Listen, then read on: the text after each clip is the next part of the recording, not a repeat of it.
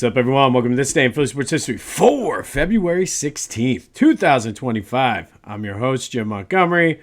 Welcome to a Sunday edition of the podcast. Things are finally starting to die down. The euphoria is still there, but just reality starting to hit in, and we're in recovery mode now. Absolute recovery mode. I was in bed so early last night. It's just been a long journey through the playoffs, the season, the Super Bowl, the parade, but the reality is sitting in, and it's finally time to kind of sit back, relax, and just kind of soak it all in and enjoy it for a couple weeks before we start getting into the free agent prep, draft prep, the search for an offensive coordinator. But guess what? Waking up this Sunday, still Super Bowl champions. Some quick housekeeping notes first, some programming. We're at that sort of dead zone right now in Philly sports. Football season is over. Phillies are in spring training. Flyers and the Sixers are both kind of on extended breaks for the All-Star break and the Four Nations tournament. So that means likely the episodes will be shorter here for a couple weeks as we start gearing up for baseball season, but we'll still be here every day like we always are. Be sure to follow me on social media, Jimbo_Mont on Twitter and TikTok. On Instagram, at Philly Jimbo. Subscribe to the YouTube channel, Jimbo_Mont. Still check out our friends at the On Madison newsletter. We're featured in there at least once or twice a week. Great coverage for Philly sports. They did a phenomenal job for the Super Bowl and the parade, gearing up for their baseball coverage. They do a great job with Phillies coverage, so be sure to go check them out. You can subscribe and get the newsletter delivered directly to your inbox. We are going to the Temple, Florida Atlantic game, the Battle of the Owls. It's Hooter's birthday. Would like going, taking the kids down. Had a pretty good Super Bowl as far as betting, so I was able to get us down very, very close. Hopefully it's a nationally televised TV or game on TV, so look for us today on ESPN. But living the dream, man. I'm telling you, it was a crazy run from about January on with rooting for playoff positionings, then the playoff games, snow, the NFC Championship, Super Bowl. It's been a whirlwind. So hopefully get to go back home to Temple, watch a little basketball, and kind of gear up for March Madness and spring training, which we're going down in a few weeks. So looking forward to that as well. So stay tuned for when we're down in Florida. All right, some last thoughts on just the Eagles from this week and everything. And just had time to go back and look at some of the pictures and videos that we took and watch some of the other things that are going. If you haven't seen, I forget who did it, but there was like a drone footage, and we kept seeing the drones fly over when we were in Love Park. There was so many people there. Like, it was insane. Like, if you can, check that out. Like, just the flyover from the time they turned City Hall down to the Art Museum, just the amount of people that were just packed into that area. And to me, that's just a testament of how great Eagles fans are and how much we love this team. So check that out. But where we were standing, it was funny. Like, my mom was giving us updates on, which is funny because they said, oh, no cell phone service, but we were getting cell phone service, no problem. So she was updating us as they were coming up Broad Street. And when they got to about Walnut, you could feel the buzz. Like, you know how they say sometimes, like, there's a buzz in the crowd? You could just feel the buzz. And I don't know if it was because we were close enough. You heard the people cheering, and like the ground was shaking. Like I said, you could hear the roar as they got closer to the crowd, but it was like a buzz. And like, there's a lot of times where you hear that. I've been to so many big games in the Lane, Citizens Bank Park. I've never felt a buzz like that. Like, when they say the buzz of the crowd, it was just a phenomenal feeling. I'm getting chills just thinking about it right now. It was just outstanding. But shout out to the Eagles, the city of Philadelphia, for putting on a great parade. It seemed like everybody was just having good vibes. Everybody was having fun. There was no kind of drama that I could see where we were. I haven't seen too many things online where there was drama between the players, the fans. It was just an all-time just great day. Even the police, like, they were cool with allowing certain things to happen. Obviously, you weren't supposed to have open containers, but we're walking down the street, like, whatever, with just a great day in Philadelphia history. Not even Philadelphia sports, just Philadelphia history. I'm still looking for the Love Hurts Jalen sweatshirt. I know I saw some bootleg ones, but I want the official one because I keep seeing and hearing that they're going to put them out for sale, and it's going to benefit the Jalen Hurts Foundation. So if you happen to see them anywhere, let me know because I'm dying to get one of them. But kudos to Jalen for just having his coming out. I feel like he's taking the next step.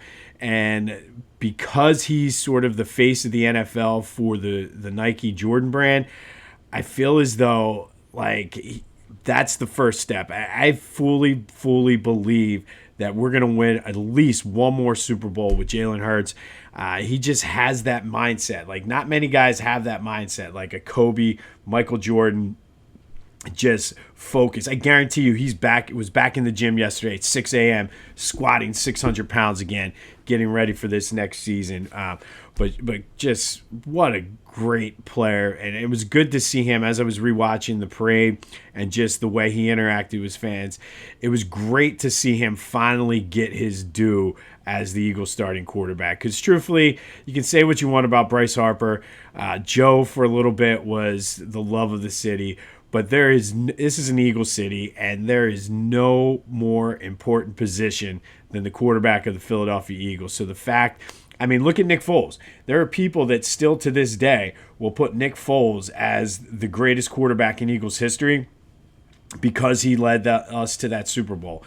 Numbers-wise, it doesn't support it, but that's just how important that position is. So the fact that Jalen is the starter, Jalen won one, and he's still super young at this point, I cannot wait. And I saw a stat yesterday, and this really put it into perspective because there was a lot of people, clowns out there, like I think this was Cam Newton, but somebody said, oh, if he was in the AFC, would he would just be another guy? Well, let me give you a stat over the past 2 years. And I gave you some of the stats for his whole career, but just the past 2 years, Jalen Hurts is 5-0 against Lamar Jackson, Joe Burrow, Patrick Mahomes, and Josh Allen, the big four quarterbacks that everybody talks about in the league. He is 5-0, including the Super Bowl. But more importantly than that, 18 touchdowns, 2 interceptions, 31 points per game. I mean, so yeah, if Jalen was in the AFC, maybe we'd be in more Super Bowls. Just something, I saw that stat, and it was just amazing to hear that. But 5-0 versus the Big Four over the past 2 years. But Jalen's not in the top 5 conversation. Make it make sense. Make it make sense. But just kind of wrapping up this season, I feel like all year this team was locked in. And they were so focused, and I think the crescendo of that was the Super Bowl and just how locked in and focused on the job at hand. And then finally at the parade, though, they were able to let loose. So good to see them having fun. Good to see them enjoying it because they certainly captivated the city.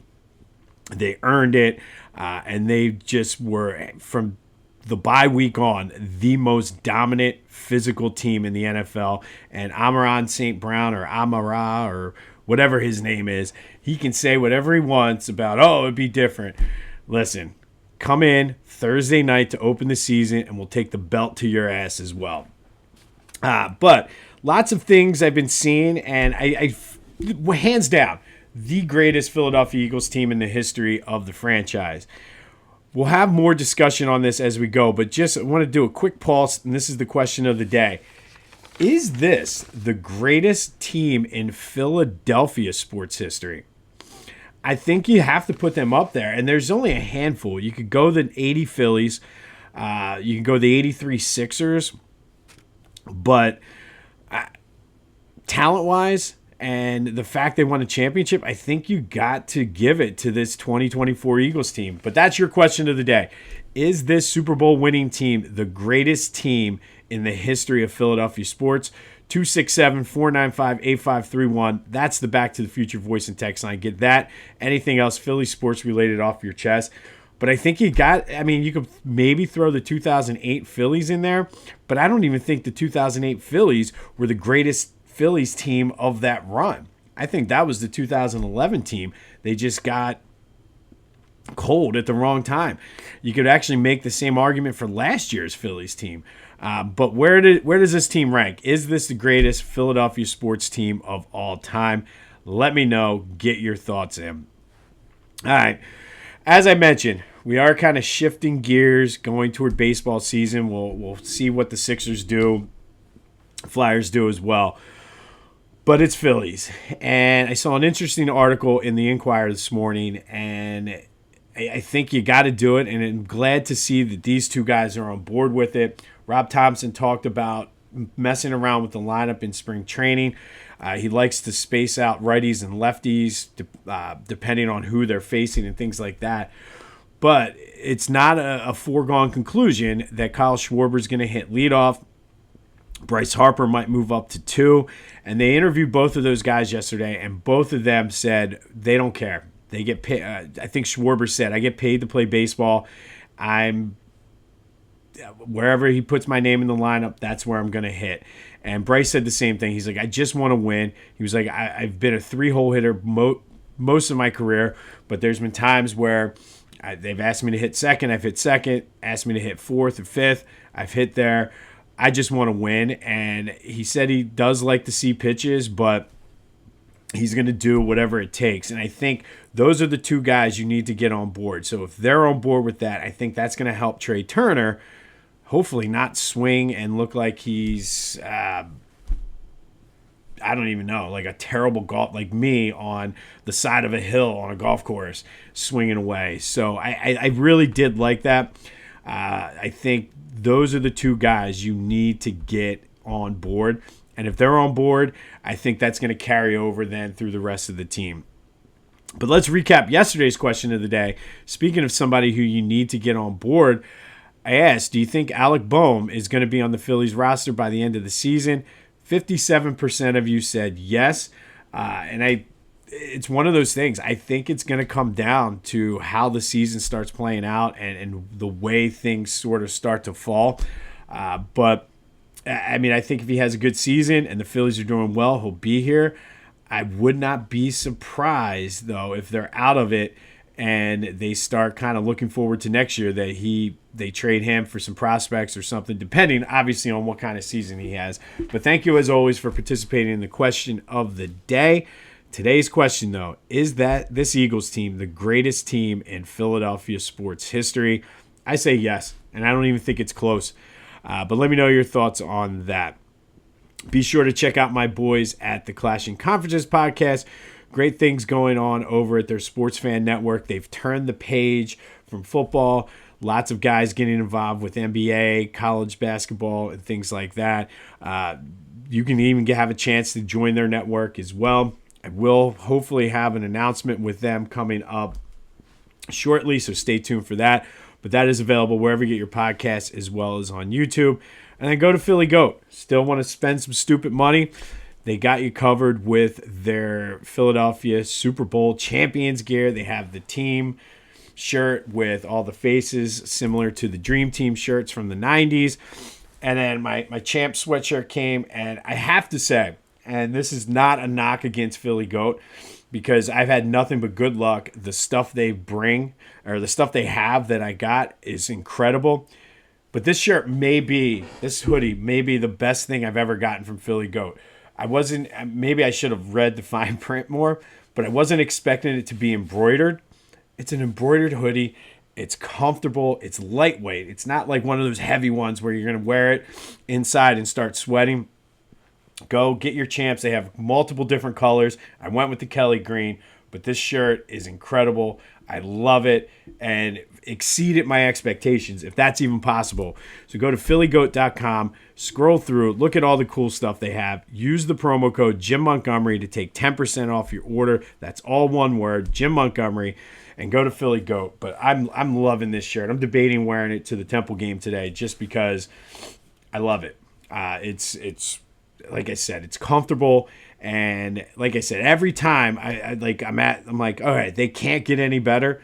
They go and blow it out of the water. So go check out Philly Goat and be sure to use that promo code Jim Montgomery to take 10% off of your order. All right, today we're going to go back to 1970. And on this day in 1970, Smokin' Joe Frazier fought Jimmy Ellis up at Madison Square Garden. The fight was for Muhammad Ali's vacated WBA and the WBC world title.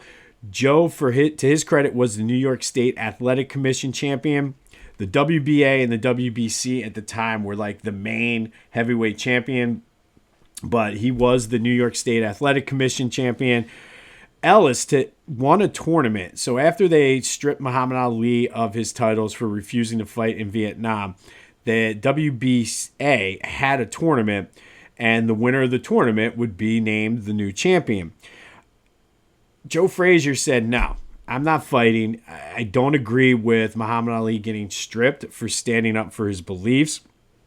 And he was not part of that tournament, even though he was it was Ali and Frazier at the time were the two best fighters. So Joe was like, I don't want any parts of it. So it sort of left some questions. Jimmy Ellis was the WBA. The WBC still hadn't named the champion yet. So this was sort of like a unification bout up in Madison Square Garden on this day. It was all Smokin' Joe. Joe came out early, set the tone, knocked Jimmy Ellis down twice in the fourth round, just pounded him. Jimmy Ellis could not come out for the fifth round. Angelo Dundee, who was his trainer, threw in the towel, and Joe was considered the undisputed heavyweight champion of the world. But there were still those questions that linger because Ali never lost the title in the ring. He was stripped of it. However, things started to change somewhat during this time, and Ali was starting to gain some credit that he was able to get his license and everything again. 1 year later, it set up that big match for the title and the claim to be the undisputed champion. A fight in which Joe Frazier won. So Philly's own Joe Frazier became the undisputed heavyweight champion of the world today, knocking out Jimmy Ellis in the fourth round, making him retire and not be able to come out for the fight after Angelo Dundee threw in the towel. But it was Joe Frazier's night tonight, setting up that huge title fight a year later against Muhammad Ali. But Philly's own Smokin' Joe became the heavyweight champion of the world on this day back in 1970. And then finally today, our Black History Legacy makers with Philly ties. Today we're going to look at Ora Washington. We mentioned her the other day when we spoke about the Philadelphia Tribune girls, but Ora was from Germantown. She was actually born, though, in Virginia. Her family, her aunt migrated up to this area, settled in Germantown, so they started to bring her and her sister up here to give them a better chance for her life. She was a two-sport star, tennis and basketball. First with tennis, she was an 8-time national singles champion in the ATA, which was the all-black tennis league. She also added 12 doubles titles to that. She at one point went undefeated for 12 years. Think about that. 12 years, nobody could beat her in tennis. And if you think about even like Serena Williams at her peak, Steffi Graf, any of the big-time tennis players, they weren't undefeated. They lost every now and then. But Ora Washington went undefeated for 12 years. That's just ridiculous. That would have just been incredible enough. That would have been she would have been great and well known for that. But she picked up basketball. And as I mentioned, she played for the Tribune girls, and she didn't even pick up basketball until 1930. So she was already an established tennis star at the time. Picked up basketball, became the Tribune girls' leading scorer as well as their coach. led them to 11 straight women's colored basketball world championships. All of this, tennis, basketball, superstar, all of this while still having to work as basically a maid because of the segregation and racism and all of the stuff that was going on in our world at the time. So she worked full time, was probably arguably one of the greatest tennis players ever, one of the greatest basketball players ever. That's just unheard of. Arthur Ashe said that she may have been, if not the best, one of the best tennis players of all time. And everybody knows that Arthur Ashe is one of the greatest to ever do it. So for him to say that, that's just like, that's kind of like the highest praise you can get as a tennis player. To her credit in basketball, she's also in the Naismith Hall of Fame. She's in the Women's Basketball Hall of Fame, the Temple University Sports Hall of Fame, and the Philadelphia Sports Hall of Fame. But of all of the accolades that she has, most importantly, she helped pave the way for future generations of black female athletes to get the chance to play and show what they got. So Ora Washington, today we salute you. Thank you for everything that you did and paving the way for future generations of black female athletes to be able to not only compete, but compete at a very, very high level. So we shout you out today from Germantown. Ora Washington, you are today's Black History legacy maker with Philly ties. On this day in 1970, another Black History legacy maker with Philly ties, Smokin' Joe Frazier, became the heavyweight champion of the world, basically knocking out Jimmy Ellis in the fourth round so bad that his corner threw in the towel and said, it's over, and it set up that first huge matchup with Muhammad Ali, the one that Joe Frazier did beat Muhammad Ali for. But that all happened on this day in 1970. Be sure to let me know about this Eagles team. Are they the greatest team in Philadelphia sports history? I don't even think it's close, to be honest. I really, really don't. But let me know your thoughts on that. We will have more on the Phillies as we officially turn the page from football to baseball season. We'll still talk Sixers and Flyers reluctantly, but enjoy it. Hopefully today is a day of rest for you. You have tomorrow off. Maybe you want to still celebrate today. That's fine too, because Philadelphia, you are Super Bowl champions. This has been This Day in Philly Sports History for February 16th, 2025. My name is Jim Montgomery. Go have yourselves a Sunday, and until next time, go Birds.